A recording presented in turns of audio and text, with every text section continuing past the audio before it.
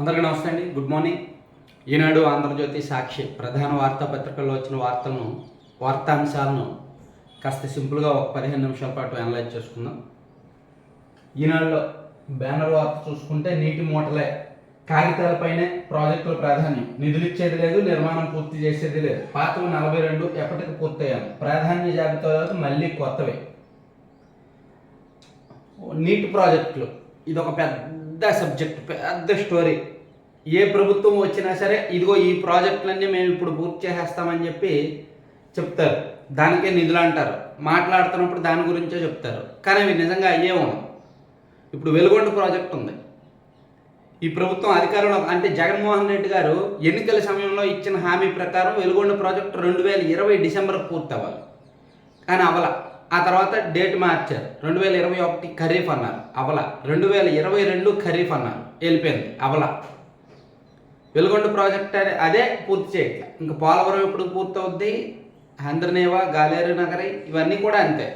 So మాట్లాడుతున్నప్పుడు మాత్రం అప్పుడు పూర్తి చేసేస్తాం, ఇప్పుడు పూర్తి చేసేస్తాం, అది ఉంది, ఇది ఉంది, వాళ్ళు తప్పు చేశారని చెప్తారు, కానీ వాస్తవానికి మాత్రం అవ్వట్లేదు అనమాట. సో దాన్ని ఈనాడు కాస్త బ్యానర్ వార్తగా హైలైట్ చేశారు. ఇక సిజే జస్టిస్ ఎన్వి రమణకు ఏఎన్యు గౌరవ డాక్టరేట్. సుప్రీంకోర్టు ప్రధాన న్యాయమూర్తి జస్టిస్ ఎన్వి రమణకు ఆచార్య నాగార్జున విశ్వవిద్యాలయం గౌరవ డాక్టరేట్ ప్రదానం చేయనుంది.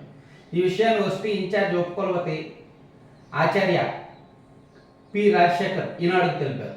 విశ్వవిద్యాలయం పూర్వ విద్యార్థి అయిన ఆయన్ను డాక్టరేట్తో గౌరవించాలని ఎస్పీ నిర్ణయించగా దానికి రాష్ట్ర ప్రభుత్వం నుంచి, కులపతి నుంచి, కులపతి హోదాలో గవర్నర్ నుంచి ఆమోదం లభించిందని తెలిపారంట.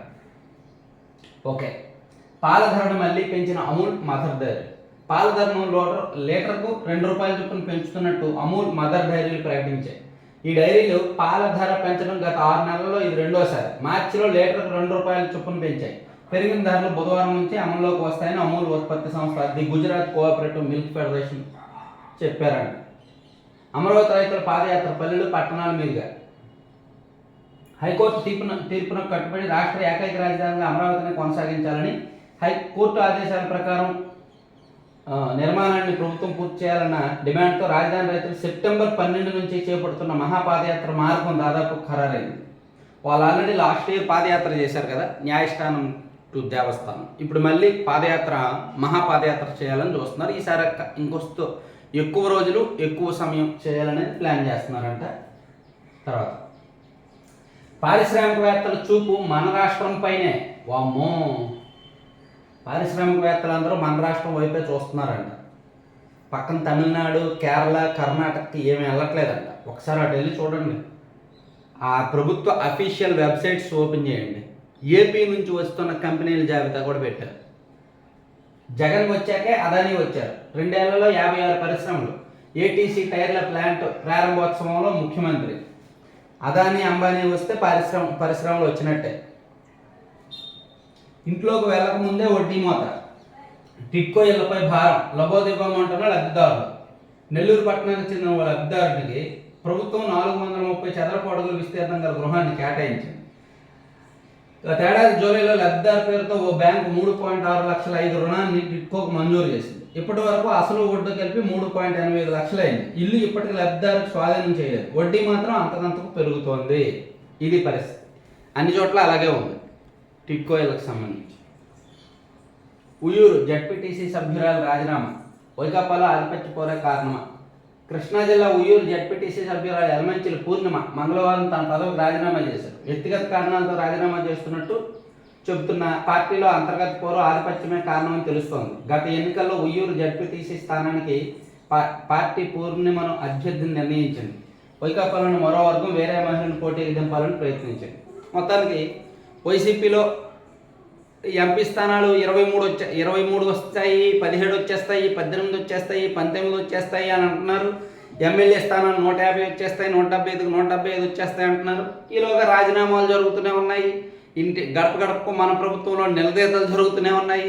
ఎక్కడికక్కడ పార్టీకి వ్యతిరేకంగా, ప్రభుత్వానికి వ్యతిరేకంగా ఆందోళనలు కొనసాగుతూనే ఉన్నాయి. కానీ ఎంపీ సీట్లు మాత్రం సర్వేలో 23, ఎమ్మెల్యే సీట్లు మాత్రం 175.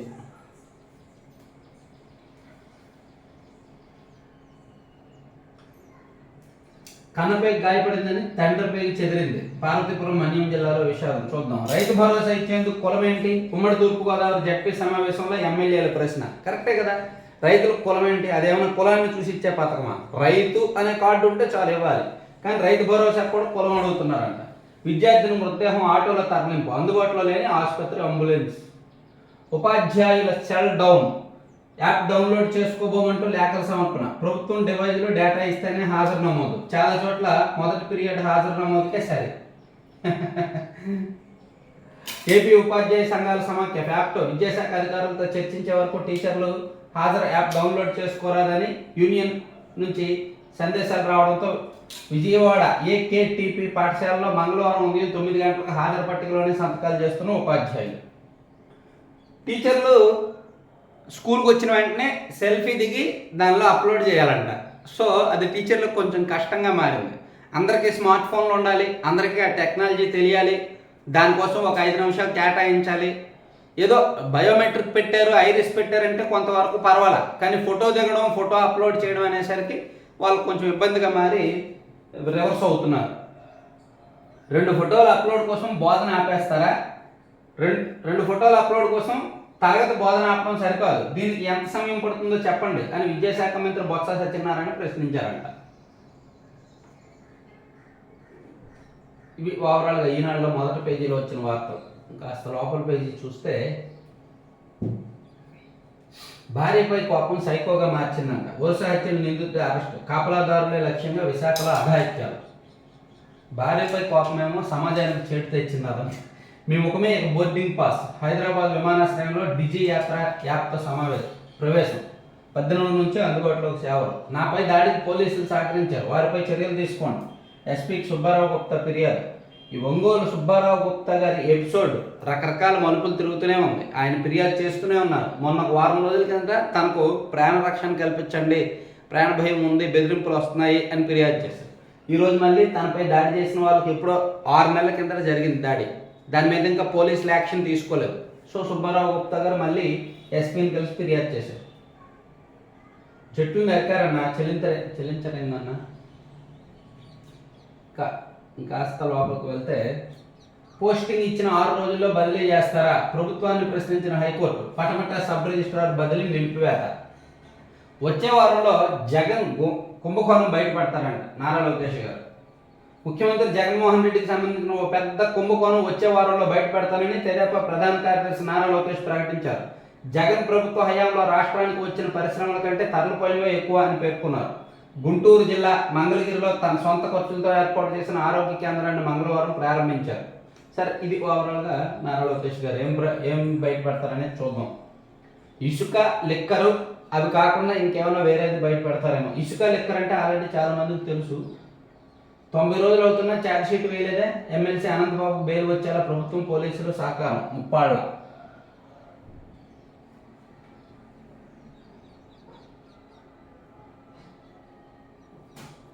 ఓవరాల్గా ఈనాడులో వచ్చిన వార్తలు ఇవి. ఇక సాక్షికి వెళ్తే సాక్షిలో బ్యానర్ వార్త చూసుకుంటే ఇప్పుడు ఏపీకి వస్తున్నారు. మునుపెన్నడు ఇటు చూడండి పారిశ్రామిక దిగ్గజాలు ఇప్పుడు ఏపీకి వస్తున్నారంట. అందుకే 3 ఏళ్ళుగా ఈజ్ ఆఫ్ డూయింగ్ బిజినెస్లో మనమే నెంబర్ 1. అంత ముందు కూడా నెంబర్ 1గా 2015 నుంచి నెంబర్ 1. వచ్చే నెలలో విశాఖలో అదానీ డేటా సెంటర్ శంకుస్థాపన. ఇప్పటికే రాష్ట్రంలో భజాంక, బంగూర్, ఆదిత్య బిర్లా పెట్టుబడులు. పరిశ్రమలకు ఏం కావాలన్నా ఒక ఫోన్ కాల్ చాలు. 3 ఏళ్లలో 39,350 కోట్లతో 98 మెగా పరిశ్రమలు, 60,541 మందికి ఉద్యోగాలు. ఇదే సమయంలో 31,671 లెక్కలు, విపరీతమైన లెక్కలు ఉంటాయి. లెక్కలు మాత్రం స్పష్టంగా ఉంటాయి. కాగిత లెక్కలు మాత్రమే, క్షేత్రస్థాయిలో ఉండవు. కాగిత లెక్కలు చాలా ఈజీ. ఒక కాగితం పట్టుకొని ఒకప్పుడు 2001 అప్పట్లో క్రికెట్ బాగా చూసేవాళ్ళం కదా క్రేజ్లో. India cricket team paper match చూస్తే ఓ బ్రహ్మాండంగా ఉండేది. సచిన్ టెండూల్కర్, సౌరవ్ గంగూలీ, వివిఎస్ లక్ష్మణ్, రాహుల్ ద్రావిడ్, యువరాజ్ సింగ్, మహమ్మద్ కైఫ్, తర్వాత ఇంకా అంటే అందరూ బ్యాట్స్మెన్లే. 1 నుంచి 7, 8వ ప్లేస్ వరకు బ్యాట్స్మెన్లే. ప్రపంచ అత్యుత్తమ బ్యాట్స్మెన్లు అందరూ ఎక్కడే ఉన్నారు అనిపించేది. కానీ అక్కడ గ్రౌండ్లోకి వెళ్ళేసరికి అందరూ 0, 10 లోపు కొట్టేసి వచ్చేసేవాళ్ళు. సౌత్ ఆఫ్రికా లాంటి పిచ్లు, న్యూజిలాండ్ లాంటి పిచ్చులకి వెళ్తే ఎక్కువగా న్యూజిలాండ్, ఆస్ట్రేలియా లాంటి పిచ్చుల్లో ఆడేవాళ్ళు కాదు. సో అప్పుడు వాళ్ళని పేపర్ పుల్లు అనేవాళ్ళు ఇండియా టీంని. సో పేపర్ పుల్లు, వీళ్ళు పేపర్ మీద చూస్తే అమ్మో ఈ పేర్లన్నీ బ్రాండ్లుగా ఉంటాయి, కానీ మైదానంలోకి దిగితే ఏం లేదు అంటే అప్పుడు ఏదో 1-2 మ్యాచ్ల్లో ఫెయిల్ అయితే అలా అనేవాళ్ళు. సేమ్ ఇప్పుడు కూడా ఇవన్నీ పేపర్ పుల్లులా ఉన్నాయి. ఈ నెంబర్లన్నీ పేపర్ మీదే కనిపిస్తున్నాయి, కానీ వాస్తవానికి మరి ఏంటో అక్కడ ఉండే వాళ్ళే చెప్పాలి. ఇక చేపలు ఈ ఏడాది 20.62 కోట్ల చేపలకు డిమాండ్, కనీసం 10 కోట్ల సీడ్ ఉత్పత్తి చేయాలని లక్ష్యం. ప్రభుత్వ సాగునీటి వనరులు రిజర్వాయర్లతో వదిలించేందుకు కార్యక్రమం. ఇక చేపలు అంటండి ఫ్రీగా ఇస్తారేమో ఇంటింటికి. ఎంఎల్హెచ్పీలకు జోన్ 2లోనే ఎక్కువ ఖాళీలు. 1681 ఎంఎల్హెచ్పి పోస్టుల భర్తీకి ప్రభుత్వం ఇటీవల నోటిఫికేషన్. ఉభయ గోదావరి కృష్ణా జిల్లాలో 658 పోస్టులు వైద్య శాఖ వెల్లడి. మిడ్ లెవెల్ హెల్త్ ప్రొవైడర్ అనే పోస్టులు చేస్తున్నారు. తర్వాత పోలీస్ స్టేషన్లో 3వ కన్ను, ఒక్కో స్టేషన్కి 10 సీసీ కెమెరాలు. తొలి దశలో 600 పోలీస్ స్టేషన్లో ఏర్పాటు. జవాబుదారీతనం, పారదర్శక పెద్దపేట. కానీ పనిచేయమంటారు, పెడతారు. పోలీస్ స్టేషన్లో సీసీ కెమెరాలు ఎందుకు పెట్టాలి? సిబ్బంది వచ్చే వాళ్ళతో ఎలా నడుచుకుంటున్నారు, నేరస్తులతో ఏ విధంగా ప్రవర్తిస్తున్నారు, వాళ్ళ అజమాయిషీ కోసం, పారదర్శకత కోసం పెడతారు. కానీ ఏదైనా ఇన్సిడెంట్ జరిగితే పోలీస్ స్టేషన్లో ఎవరైనా వాళ్ళ మీద ఫిర్యాదు చేస్తే, ఇదిగో కావాలంటే సీసీ కెమెరా చూడండి లోపల ఇలా జరిగిందని ఫిర్యాదు చేస్తే సీసీ కెమెరా పనిచేయలే అని చెప్పేస్తాం. సో ఇంటి దొంగలు ఈశ్వరుడైనా పట్టలేరు అంటారు కదా. సో ఎన్ని సీసీ కెమెరాలు పెట్టినా ఇటువంటి చోట not only police station, MRO ఆఫీసులో లంచాలు తగ్గించడానికి, సబ్ రిజిస్ట్రార్ కార్యాలయాల్లో లంచాలు తగ్గించడానికి ఇవన్నీ పెడతారు, కానీ ఇవన్నీ పనిచేయవు. ఆదాయం లేని గొళ్లకు దూపదీప నైవేద్యం. కొత్తగా 2200 ఆలయాలకు ఈ నెలలో మంజూరు. సరే, ఆంధ్రజ్యోతి చూసుకుంటే గురువుల గొగ్గోలు, టీచర్లకు హాజరు కష్టాలు, యాప్ ఓపెన్ కాక తిప్పలు. తొలి రోజే మొరాయించిన సర్వర్తో అవస్థ, బడుల్లో ఫోన్లు పట్టుకుని కుస్తీలు, ఎన్నిసార్లు ఎత్తించినా లాగిన్ ఎర్రర్. 23,000 మందికే యాప్లో హాజరు నమోదు. దాదాపు 90% మందికి మాన్యువల్గానే. సర్వర్ నిర్వహణలో సర్కారు విఫలం, ప్రభుత్వమే పరికరాలు ఇవ్వాలి, మా సొంత ఫోన్లో హాజరు వేయం తేల్చి చెప్పిన ఉపాధ్యాయ సంఘాలు. ప్రభుత్వమే స్మార్ట్ ఫోన్ పరికరాలు ఇస్తే అదో 10,000 కోట్ల బడ్జెట్ పెట్టుకోవచ్చు. అనుభవించు రాజా, సర్కారు జేబు నుంచి అధికారులు జలసాలు. స్టార్ హోటల్ నుంచి కాఫీ, టీ, భోజనాలు. 3 అధికారుల బిల్లు 32,000. ఒక్క కాఫీ 860, భోజనం 5,000. 2 ఇడ్లీ, వడ, దోశకు 1,500 ఖర్చు అంట. అధికారులు చూసారా, ఉన్నతాధికారుల బిల్లు. ఒక కాఫీ 860 అంట, ఒక భోజనం తెప్పిస్తే 5,000 రాసేస్తున్నారంట. రాష్ట్రం అప్పుల ఊబిలో కూరుకుపోయింది, అభివృద్ధి శూన్యం. దారుణంగా దెబ్బతిన్న రోడ్లపై మట్టితో గుంతలు పోడ్చడానికి డబ్బులు కూడా లేవు. అంతెందుకు, ఉద్యోగుల శుభకార్యాలు, ఇతర అవసరాల కోసం దాచుకున్న పిఎఫ్ నిధులకు కూడా దిక్కు దివానం లేదు. ఎప్పుడు ఎటు నుంచి ఎలా బాధేస్తారో తెలియక నిత్యం జనం గుండెలు గుబేలు. కానీ ఇది నాణ్యానికి ఒకవైపు మాత్రమే. మరోవైపు చూస్తే అంతా అనుభవించు రాజా అంటూ కొందరు అధికారులు జల్సాల్ జీవితాలను గడుపుతున్నారంట. కేవలం ఒక్క రోజులో 3,000 రూపాయలు కాఫీలు, 5,000 రూపాయల భోజనాలు, 2,000 రూపాయలు టిఫిన్ చేశారంట కొంతమంది. అలా ఉంది. అధికారుల మీద అజమాయిషీ లేకపోతే, అధికారుల మీద నిఘా లేకపోతే, అధికారులకు స్వేచ్ఛనిచ్చేస్తే, అధికారులను అదుపు చేయకపోతే కొంతమందిని, అందరినీ అని కాదు. స్వశక్తికి స్వస్తి. స్వయం ఉపాధి పథకాలకు వైసీపీ ప్రభుత్వం మంగళం. ఎస్సీ, ఎస్టీ, బీసీ మైనారిటీల అభ్యున్నతి గాలికి. గత ప్రభుత్వంలో ఉన్న పథకాలు రద్దు. యువత భవిష్యత్తుకు లభించిన భరోసా. అందని రుణాలు, ప్రోత్సాహకం కరువు. ఆయా కులాల కార్పొరేషన్లతో సాయం ఏది? ఇది ఆల్రెడీ మొన్న రాసిందే, మళ్ళీ రాశారు. ఇవ్వాల్సింది 2,920 కోట్లే. పోలవరంపై తేల్చి చెప్పిన కేంద్రం. 35,350 కోట్లు రావాలన్న రాష్ట్ర ప్రభుత్వం. ఇది పోలవరం విషయంలో కేంద్రం మళ్ళీ మెలుగు పెడుతూనే ఉంది. మనీ లాండరింగ్పై తీర్పు నాది భిన్నాభిప్రాయం. ఆ చట్టంలో ఓ సెక్షన్ రాజ్యాంగ విరుద్ధం అంట. రైతుపై ధరలు దొరవు, ఎరువుల ధరలు భారం.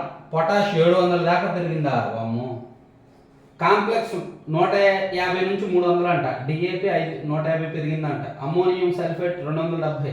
Single super phosphate 125. రైతులకు కరెక్ట్గా టైం ఇది. వర్షాలు కురిసాయి, వ్యవసాయానికి వెళ్దాం అనుకున్న టైం. ఈ టైంలో ఇవన్నీ పెరిగిపోయాయి. సరే, ఓవరాల్గా ఈరోజు 3 పత్రికల్లో ప్రధాన వార్తలు. మరిన్ని కీలకమైన వార్తలతో మళ్ళీ కలుద్దాం. Thank you.